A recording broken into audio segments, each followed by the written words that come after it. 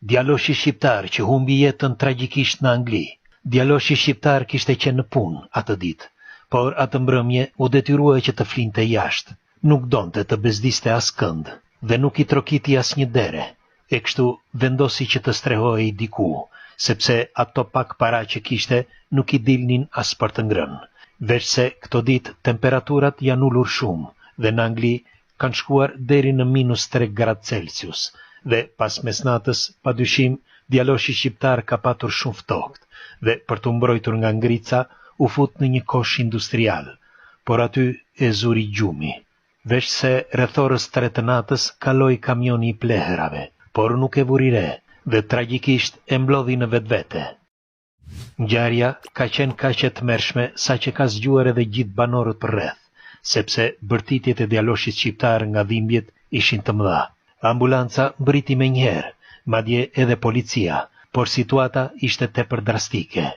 I riu u dërgua me urgjencë në spitalin University Hospital Coventry, por fatkeqësisht në 6 nëntor 2025 ndërroi jetë, si pasojë e dëmtimeve të rënda të shumë organeve dhe të kockave të gjithë trupit. Saimiri ishte vetëm 30 vjeç.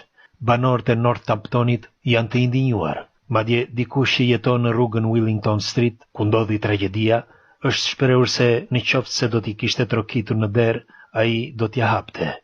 Por këto janë vetëm deklarata për gazetat dhe televizionet, sepse në të vërtet në gjithë botën, edhe në Angli, ka miliona njerëz, si djaloshi shqiptar, që çdo natë lusin Zotin që gjumi t'i zë në një shtrat dhe jo jashtë.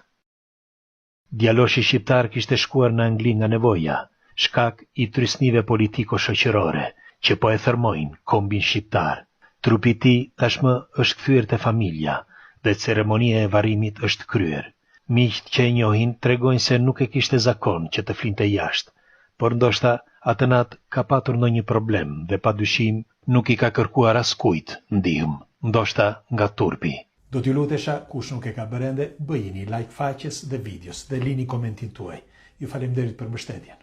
Të gjithë janë të pikëlluar, por edhe ne, si një bashkëdetar i mirë, punëtor, që nuk kishte asnjë faj, sepse fajin e ka sistemi. Le ta kujtojmë Saimirin si një shokun ton, që luftoi me dinjitet për një jetë më të mirë. Pres komentet tuaja dhe ndajeni këtë informacion.